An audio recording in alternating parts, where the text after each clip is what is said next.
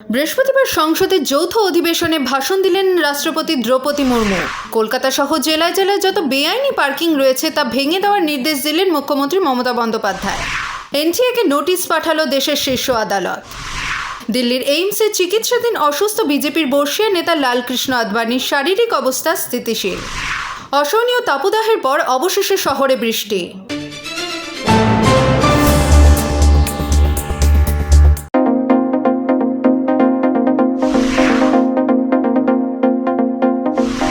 বৃহস্পতিবার সংসদের যৌথ অধিবেশনে ভাষণ দেন রাষ্ট্রপতি দ্রৌপদী মুর্মু। বিভিন্ন দেশে বিভিন্ন পরীক্ষায় প্রশ্ন ফাঁস এবং দুর্নীতি মোকাবিলার কথা তুলে ধরেন তিনি।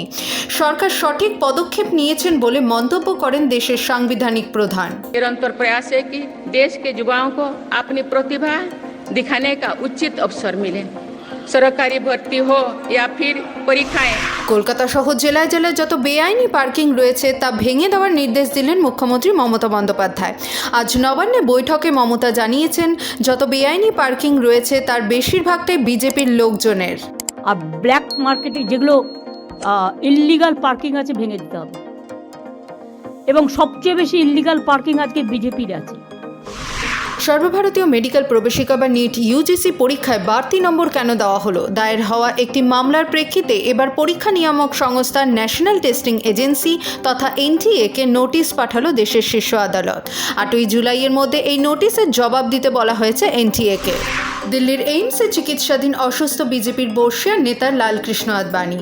আপাতত তার অবস্থা স্থিতিশীল, এমনটাই জানিয়েছে হাসপাতাল কর্তৃপক্ষ। বেশ কিছুদিন ধরে বার্ধক্যজনিত অসুস্থতায় ভুগছেন লালকৃষ্ণ আদবানি। বুধবার গভীর রাতে স্বাস্থ্যের অবনতি হওয়ায় এইমসে ভর্তি করা হয় তাকে। অসহনীয় তাপদাহের পর অবশেষে শহরে বৃষ্টি। বেশ কয়েকটি এলাকায় ঝিরঝিরে, কোথাও বা রিমঝিম বৃষ্টিতে ভিজল শহর।